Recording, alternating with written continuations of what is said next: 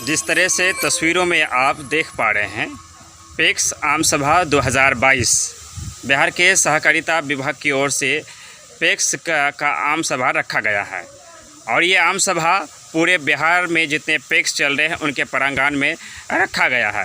इसी संदर्भ में मुझे किशनगंज जिले के बहादुरगंज प्रखंड का समेसर पंचायत में जो पेक्स प्रांगण है वहाँ जाने का मौका मिला, और हम आपको सुनाएंगे कि वहाँ के जो पेक्स के ज़िम्मेदार थे उन्होंने आज के इस सभा को लेकर क्या कहा, आज के जो उनका ये मीटिंग था किस उद्देश्य से था, और इस मीटिंग को करने के पीछे क्या मकसद था, सरकार इस तरह की आम सभा क्यों कराती है हर वर्ष, और पेक्स से किसानों को क्या लाभ मिलता है और क्या लाभ मिलना चाहिए।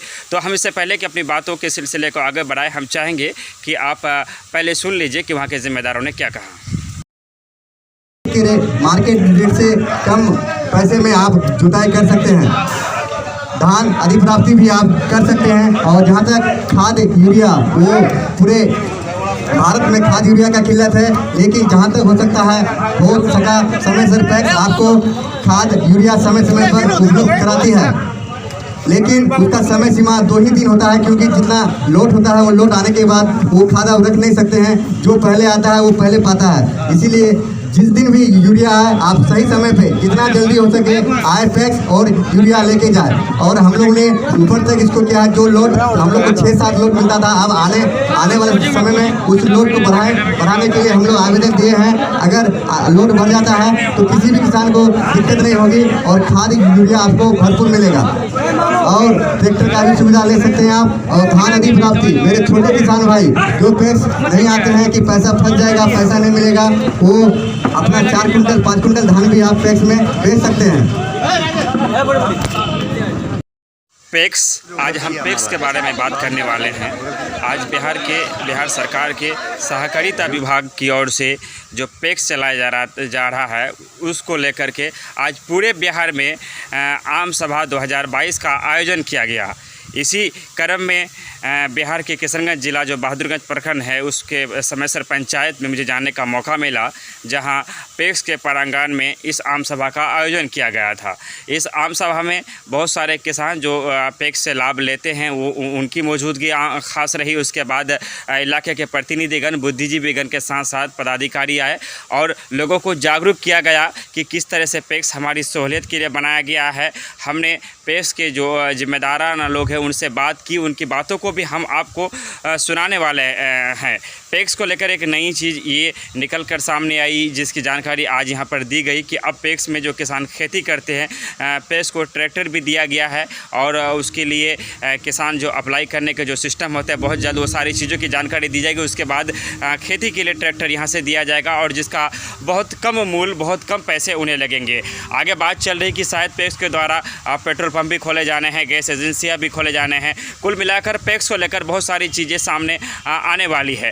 पेक्स के इसी संदर्भ में लेकर समेसर पंचायत के पेक्स प्रांगण में जो आम सभा किया गया, इसी समेसर में नहीं बल्कि पूरे बिहार के जितने तमाम जो पेक्स चलते हैं हर जगह पर ये मीटिंग की गई, हर जगह पर ये सभा किया गया। और इस सभा का मकसद ये था कि लोगों को जागरूक करना है। जब हमने पेक्स के चेयरमैन से बात की, उन्होंने कहा कि बहुत सारे किसान आज भी ऐसे हैं जो पेक्स में आने से डरते हैं या फिर उन्हें जानकारी नहीं है, छोटे किसान हैं।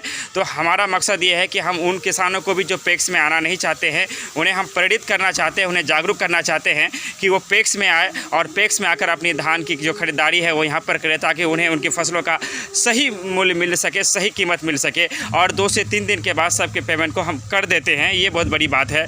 और पेक्स को लेकर जो खाद जो वितरण का होता है उसको लेकर कहा गया कि यहाँ पर जितने भी लोग खाद के लिए आते हैं उन्हें सही समय पर खाद दिया जाता है, बशर्ते कि जो टाइम फिक्स किया जाता है, जो 2 दिन का 3 दिन का जो सरकार की तरफ से वक्त मिलता है उसी वक्त में हम दे सकते हैं, उसके बाद नहीं दे सकते हैं। इसलिए जो लोग आते हैं उनका विशेष ख्याल रखा जाता है और उन्हें हर तरह से आपूर्ति की जाती है। जबकि बिहार खाद की बहुत बड़ी किल्लत से गुजर रहा है, इसके बावजूद भी समेसर पंचायत में खाद पूर्ति, किसानों को खाद पूर्ति करने के लिए अपना योगदान दे रहा है और जो बन पर पा रहा हो कर रहा है। लिहाजा हम ये बताने की कोशिश कर रहे थे कि जो पैक्स है, पैक्स को इसलिए बनाया जाता है कि इससे किसानों को सहूलियत मिल सके और किसानों को एक लाभ मिल सके।